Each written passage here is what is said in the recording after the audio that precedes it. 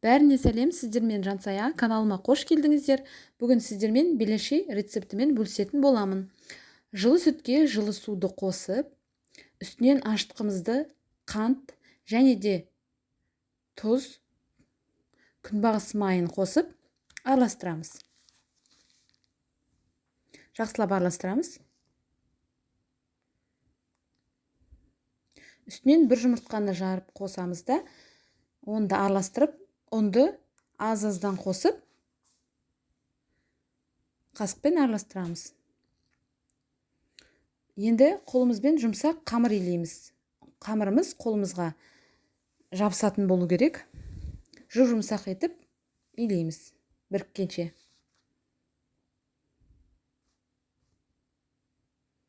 Міне қамырымыз бірікті. Енді сұйық майымызды жағып, бетін салфанмен жауып,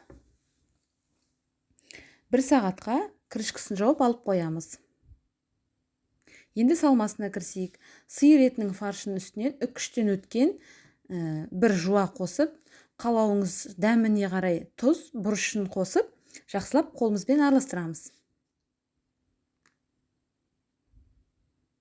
Енді көтерілген қамырымызды алып, міне жақсылап көтерілген жұмсақ 3 бөлікке бөліп аламыз осылай. Ыңғайлы болу үшін жұмыс жасауға. Енді қалған бір бөлікті беляши жасау үшін осындай кішкентай бөліктерге бөлеміз. Барлық қамырбен солай жасап шығамыз. Және де қолымызбен осылай дөңгелек етіп бүктеп шығамыз. Барлық қамырды бетін жауып 10 минутқа қоя тұрамыз. Енді шетінен алып осылай оқтаудың көмегімен дөңгелек етіп жайып шығамыз барлығын. Барлығын жайып аламыз.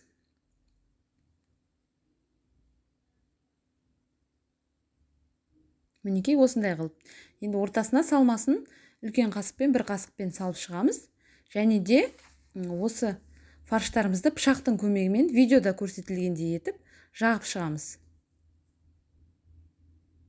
Бұл фаршымыз жақсы пісіп шығу үшін осылай жасаймыз.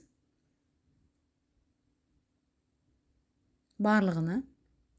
Енді беляшиді қалай түйетінді көрсетейін. Ортасын тесік қылып, міне осылай видеода көрсетілгендей бір шетінен алып бүктеп, осындай әдемі етіп түйеміз. Тағы көрсетейін.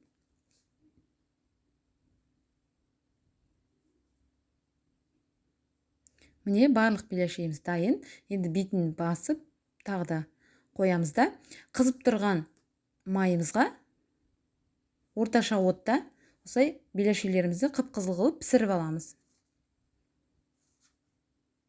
Отымыз орташа болу керек, шикі болмау үшін. Мінекей қып-қызыл болып пісті. Осылай етіп барлығын пісіріп шығамыз.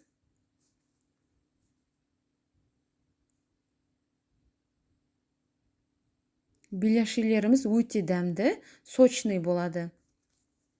Рецепт ұнаса, каналыма тіркеліп алыңыздар. Сіздермен бірге болған Жансая. Сау болыңыздар.